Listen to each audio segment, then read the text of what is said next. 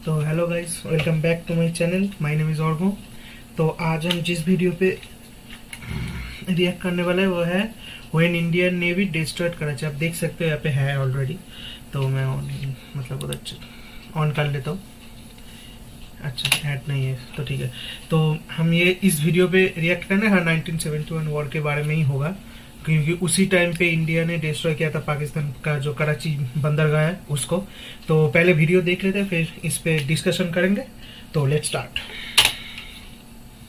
नमस्कार and welcome you all to world affairs. मैं हूं प्रशांत धवन। नाउ आज है 4 दिसंबर और आज ही के दिन शुरू हुआ था ऑपरेशन ट्राइडेंट, और इसीलिए आज हम सेलिब्रेट करते हैं 4 दिसंबर को हम सेलिब्रेट करते हैं नेवी डे। यहाँ पर आप देख पाओगे ट्वीट है हमारे देश के प्राइम मिनिस्टर की, बेस्ट विशेस और नेवी डे, और इन्होंने एक बहुत ही अच्छी वीडियो भी शेयर करी है जो मैं आपके सामने प्ले करना चाहूँगा। स्वतंत्रता के बाद हमारी भारतीय नौसेना ने विभिन्न अवसरों पर अपना पराक्रम दिखाया, चाहे वो गोवा के मुक्ति संग्राम हो या 1971 का भारत पाक युद्ध।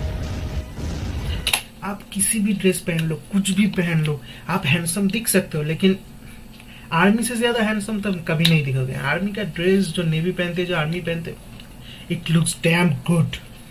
आप इनसे ज्यादा हैंडसम कोई हो ही नहीं सकता। जब हम नौसेना की बात करते हैं तो सिर्फ हमें युद्ध ही नजर आता है, लेकिन भारत की नौसेना मानवता के काम में भी उतनी ही बढ़ चढ़ करके आगे आई है। मैं नौसेना से जुड़े सभी लोगों का अभिनंदन करता हूँ। ना, हमारे देश के पीएम ने बिल्कुल ठीक बात यहाँ पर बोली है। नेवी का रोल सिर्फ मिलिट्री में नहीं है। नेवी आज के समय डिजास्टर मैनेजमेंट में भी कई लोगों की जान बचाती है। मगर जब ये डेट हम याद करते हैं ना, 4 दिसंबर, तो सीधा हमारे माइंड में आती है 1971 की जंग। और मैं वैसे आपको ये बता दूं कि नेवी डे की करेक्ट हिस्ट्री के बारे में काफ़ी लोगों को प्रॉपर जानकारी है नहीं।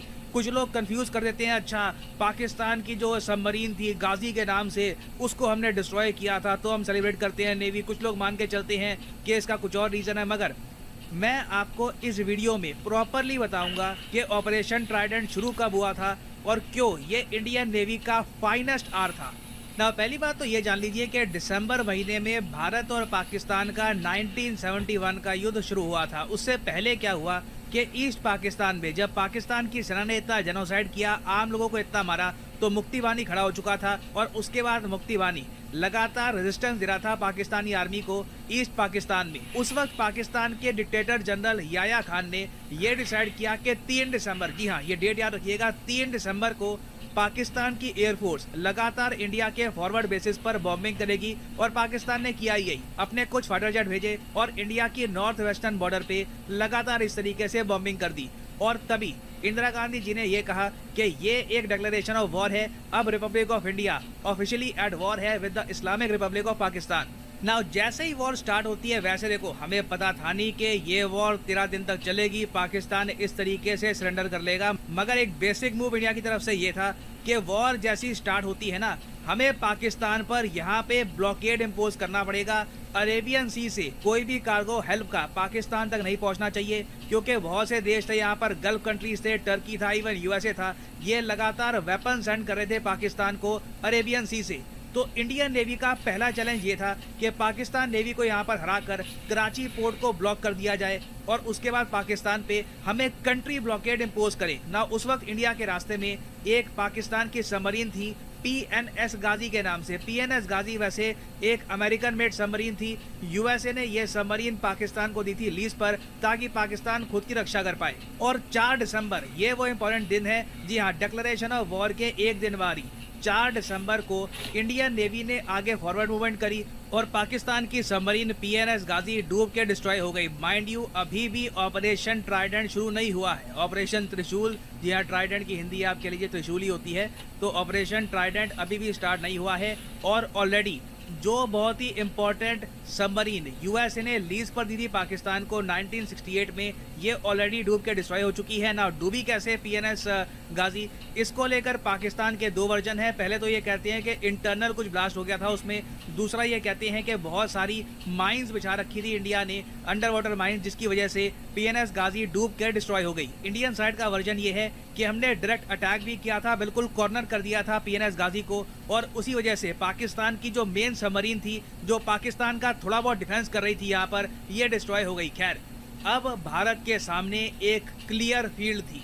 अब हमको डायरेक्टली पाकिस्तान के दो जो यहाँ पर डिस्ट्रॉयर थे उनको हटाना था, और फिर हम कराची पोर्ट पर बॉम्बिंग कर सकते थे और एक प्रॉपर ब्लॉकेड लगा सकते थे पाकिस्तान का अरेबियन सी वे। और यहीं पर स्टार्ट होता है ऑपरेशन ट्राइडेंट 4 दिसंबर को, मतलब कि आज के दिन ही स्टार्ट हुआ था ऑपरेशन ट्राइडेंट, और ये चला था 5 दिसंबर तक। और फिर ये है आपके सामने ऑपरेशन ट्राइडेंट की टास्क फोर्स। इन शिप्स और बोट्स ने मिलकर इंडियन नेवी के लिए एक सुनहरा, एक मैं कहूँगा एक सुनहरा इतिहास रच दिया था, जो हम आज भी याद रखते हैं। और यहाँ पे आप कहोगे वेट, मैंने कहा शिप्स और बोट्स, जी हाँ, कई तो हमारे यहाँ बोट्स थी, उस वक्त हमारे पास बोट्स थी जिनके पास इतनी पावर ही नहीं थी कि खुद ट्रैवल कर पाए इंडिया के मिलिट्री बेसिस से कराची तक। कई हमारी छोटी छोटी बोट्स थी जिनके पास एंटी शिप मिसाइल की सुविधा थी, उनको लॉन्च करने की सुविधा थी, उनको लॉन्च करने का सिस्टम था, मगर उनके इंजन इतने स्ट्रॉन्ग थे नहीं कि वो खुद पाकिस्तान के कोस्ट तक जा पाए।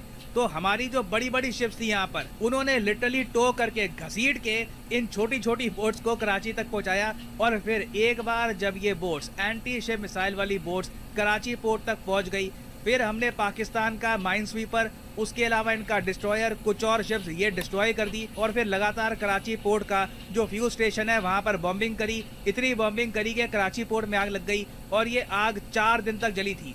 इससे पूरे पाकिस्तान का मोराल एक तो डाउन हो गया था, दूसरी बात यह है एक प्रॉपर ब्लॉकेड अब इम्पोज हो चुका था पाकिस्तान पर। पाकिस्तान के मित्र मुल्क अब अरेबियन सी से थ्रू शिपिंग रूट पाकिस्तान की हेल्प नहीं कर पाते, और जो ये ब्लॉकेड हमने पाकिस्तान पे लगाया था, इसका इम्पैक्ट पाकिस्तान की साइकी पर बहुत लंबे समय तक रहा। मुझे याद है जब 26/11 हमले हुए थे इंडिया पर, उस वक्त भारत सरकार ने एक, आप कह लीजिए, विचार चल रहा था, एक डिस्कशन ये भी हो रहा था कि क्यों ना हम ब्लॉकेड लगा दें पाकिस्तान पर, जैसे 1971 में लगाया था। उस वक्त हमने कुछ भी नहीं किया, मगर मैं ये कह दूं पाकिस्तान में डर बहुत ज़्यादा था कि इंडियन नेवी इतनी स्ट्रांग है कि आज भी आराम से पाकिस्तान को लगा सकती है प्रॉपर ब्लॉकेड, और पाकिस्तान कुछ प्रॉपरली इंपोर्ट एक्सपोर्ट फिर कर नहीं पाएगा। और अगर आप सोच रहे हैं अच्छा इसलिए इसको कहते हैं इंडियन नेवी का गोल्डन टाइम, नहीं, एक फैक्टर यहाँ पे और भी है जो आपको भूलना नहीं चाहिए। ये सब हमने अकॉम्प्लिश किया 2 दिन में, एक भी कैजुअलिटी नहीं हुई, एक सेलर नहीं मरा, कोई इंजरी नहीं हुई, कुछ डैमेज नहीं हुआ हमारी शिप्स को। It was flawless, absolutely perfect. Pakistan की डिस्ट्रॉयर बिल्कुल, एक तो डिस्ट्रॉयर बिल्कुल डूब गया, एक बुरी तरीके से डैमेज हो गया जो आप रिपेयर कर नहीं सकते, फिर इनका एक जो माइन स्वीपर था ये डैमेज हो गया, कराची हार्बर का जो फ्यूल स्टोरेज टैंक था ये डिस्ट्रॉय हो गया। It was a flawless victory for India. और इससे देखिए जो मोमेंटम था ना, ये कम्प्लीटली भारत की साइड शिफ्ट हो चुका था। उसी वक्त यूएस समेत दुनिया की बाकी सुपर पावर्स को पता लग गया था कि ये वॉर इन दी एंड जीतेगा इंडिया ही। और इसलिए फिर हमने ये भी देखा कि यूएसए ने अपना जो 7th फ्लीट है ये भी इंडिया की तरफ भेजना स्टार्ट कर दिया था, जो इवेंचुअली यूएसएसआर ने ब्लॉक किया, क्योंकि यूएसए ने भी देख लिया था कि इंडिया ने लिटरली क्लीन स्वीप कर दिया है पाकिस्तान को। और देखिए, मैं बाजवा की जो स्टेटमेंट है ये सुन रहा था जब बाजवा रिसेंटली रिटायर हुआ है पाकिस्तान का आर्मी चीफ, उसने लास्ट मोमेंट पर भी ये कहा कि 1971 की वॉर मिलिट्री फेलियर नहीं था, पॉलिटिकल फेलियर था। अब ऑपरेशन ट्राइडेंट आप ही बताइए, ये क्या पाकिस्तान का मिलिट्री फेलियर नहीं है? इंटरेस्टिंगली बिलावल भुट्टो जो पाकिस्तान के विदेश मंत्री हैं, उन्होंने अपने ही फॉर्मर आर्मी चीफ की स्टेटमेंट काटी और ये कहा कि नहीं, 1971 वॉर पाकिस्तान का एक मिलिट्री फेलियर है। और इम्पोर्टेंट है इस कंट्री के लिए ये एक्नॉलेज करना कि पाकिस्तान की मिलिट्री बुरी तरीके से फेल कर गई थी 1971 में, and it was India's finest hour. और वैसे अगर आप बात करें भविष्य की, तो इंडियन नेवी का भविष्य भी बहुत ही उज्ज्वल है। पहली बात तो देखिए, हमने जो पुराने आप कह लीजिए साइन थे कॉलोनियलिज्म के, ये भी अब रिमूव कर दिए हैं। जो इंडियन नेवी का नया इंसाइन है आप देखोगे, it is very much associated with India. Chhatrapati Shivaji Maharaj का जो मेन सिंबल था वो यहाँ पर बैकग्राउंड में है, इंडियन नेवी का लोगो है। It looks and feels very much Indian. Future में हमारे प्लान ये हैं कि 15 साल के अंदर अंदर इंडियन नेवी के पास टोटल 200 वॉरशिप्स होने वाली हैं, 200। अभी के लिए हमारे पास करीब 130 के आसपास वॉरशिप्स है, तो एक बहुत ही बड़ा इंक्रीज आपको दिखेगा आने वाले सालों में। और एग्जाम पर्सपेक्टिव से ये भी याद रख लो कि इस बार जो इंडियन नेवी डे हुआ है ना, इसका थीम है going out to the neighbours of the maritime. ये आपसे एग्जाम में पूछ सकते हैं, ये लिख लीजिएगा।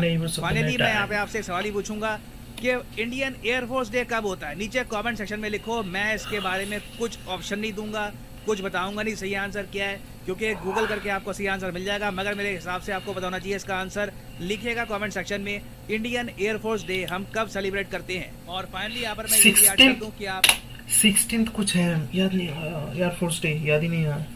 कुछ 16th तो है शायद, 16 तो जरूर है, बाकी मंथ याद नहीं आया। किसी भी एग्जाम की तैयारी कर रहे हैं, चाहे SSC, UPSC, bank any examination.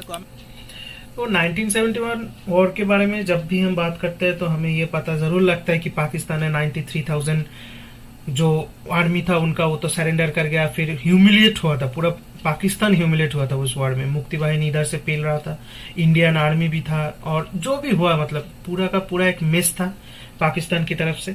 और फिर ये जो कराची बंदरगाह जला दे, मतलब पूरा का पूरा डिस्ट्रॉय हो गया, ये भी इंडिया के लिए गौरवशाली एक मतलब प्राउड मोमेंट था। और सबसे प्राउड ये था कि इंडिया ने राइट टाइम पर राइट एक्शन लिए। जो 26/11 हमला हुआ था तब हमने मतलब हम लोग सो गए थे, पूरा का पूरा इंडिया सो गया था, पूरा का पूरा इंडिया नहीं, पॉलिटिक्स जो था हमारा, जो पॉलिटिशियन था वो लोग सो गए थे, उनको डर था। वो डर की वजह से शायद आगे नहीं बढ़ा, आगे मूव नहीं किया, पता नहीं क्या हुआ था। लेकिन मतलब जो प्रॉपर एक्शन होना चाहिए था उसका, मतलब जो टेररिस्ट एक्शन हुआ उसका रिएक्शन तुम दोगे। सिंपल सा बात है, एकदम सिंपल सा बात था, हम लोग कर सकते थे, हमारे पास पावर भी था, सब कुछ था, लेकिन हमने किया नहीं, वो अलग बात है। लेकिन जो 1971 वॉर था वो तो हमारे लिए प्राउड मोमेंट है ही, और पाकिस्तान के लिए तो डिजास्टर है।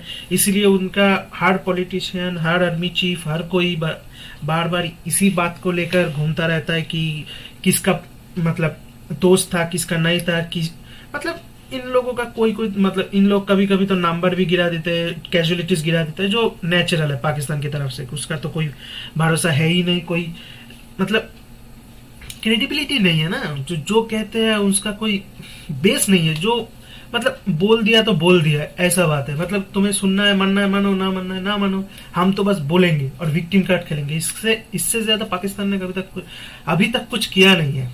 तो जो भी है बहुत बढ़िया न्यूज़ है, और हमें मतलब हमारे हिस्ट्री के बारे में जानना भी चाहिए। हमारे हिस्ट्री बुक में तो ये सब नहीं पढ़ाया जाता ना, हमारे हिस्ट्री बुक में बस डिमोरलाइज्ड जो भी चीज़ होता है वही सब पढ़ाया जाता है, कि हमारे ऊपर मुगल ने कितना साल तक राज किया, ब्रिटिश ने कितना साल तक राज किया, हमें कितना कष्ट सहना पड़ा, हम लोग कितना गरीब थे, क्या क्या मतलब हमारे जो भी नेगेटिव पॉइंट्स है वही हमारे हिस्ट्री बुक्स में है।